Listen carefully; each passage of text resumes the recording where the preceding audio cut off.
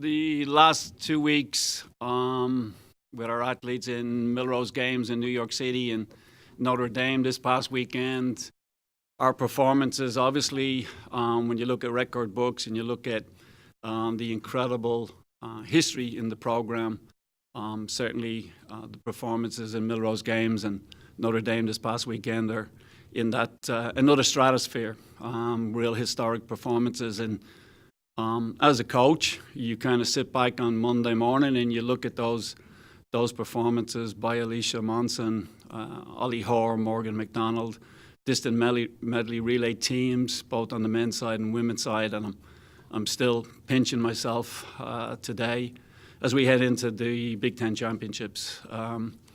Putting those performances in perspective when you look at the athletes that we've had historically here at Wisconsin and what they've done on an NC2A level, what they've done post-collegiately, and to see our kids currently, smashing those records, putting those record books into another stratosphere, it's very exciting. So going into Big Tens, we're obviously in a pretty good spot.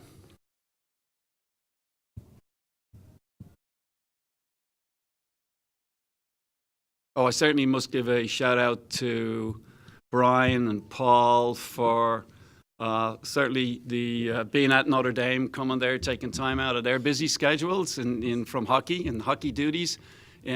Paul, great photographs, and Brian, I know you were tweeting the whole time.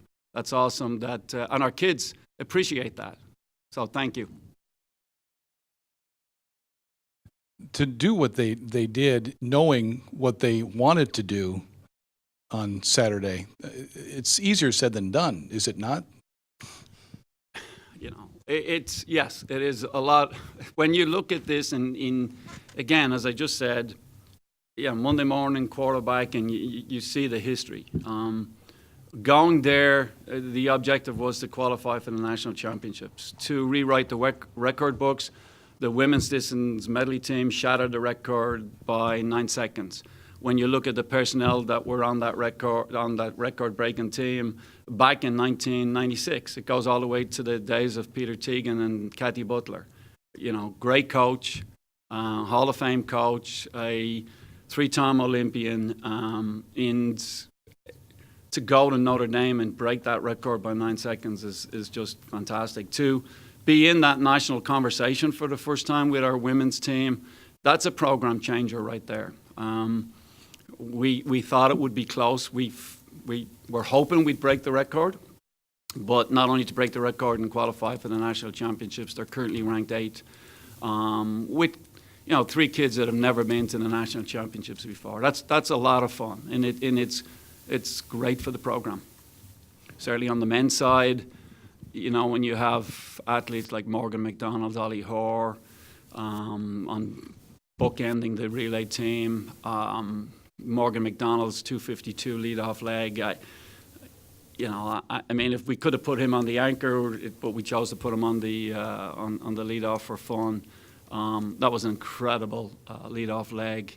He was just on fire on Saturday. But yeah, the expectation was to qualify, and there were relay races, DMs going on all around the country.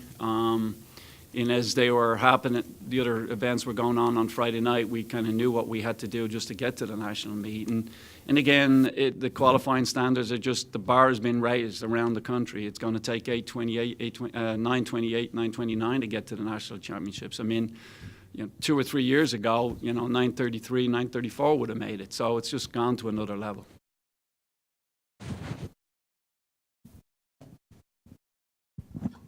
What has Alicia done to go to this level that she's at right now? Just trains real hard. She's an aerobic beast. It's no secret that we're not doing a lot of work in the shell. We're doing a lot of work outside on the bike pads and down at the State Capitol Dome, our indoor facility, our brand new indoor facility. And she's just in incredible shape. But to go to New York in that caliber of field with a ton of professionals and the best distance runners in the United States and compete like that, and I don't think anybody expected that. I mean, she shocked not only the NC2A world, but she shocked the pro world as well. And that's a lot of fun to see her face cross that line, and it was like, well, what just happened? That was very exciting. For a short period of 1 hour in New York City, Morgan getting on the track, having that great rematch with outstanding athlete Grant Fisher from Stanford, and those kids are always going to go at it with each other. We saw it here in Madison at the NCAA cross country meet.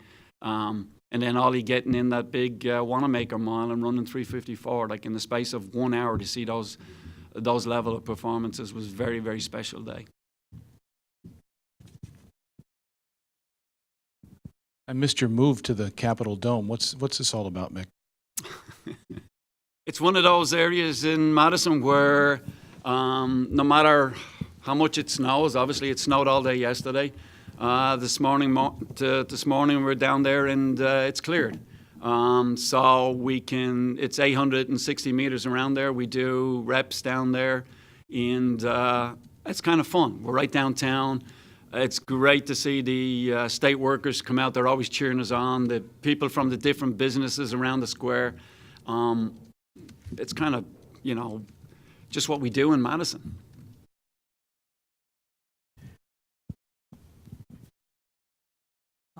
At your home meet on Friday, you also had a school record by Bonke. I mean, to have her break a school record that was held by Olympian Kelsey Card, I mean, how incredible is that heading into Big Tens? It doesn't matter what event you compete in, all athletes, and it doesn't matter what sport, it's all about confidence, particularly at this high level, NC2A level. And she's just riding high right now off her performance, and that's good for us going into Big Tens, and it's obviously very good for Bonke and exciting.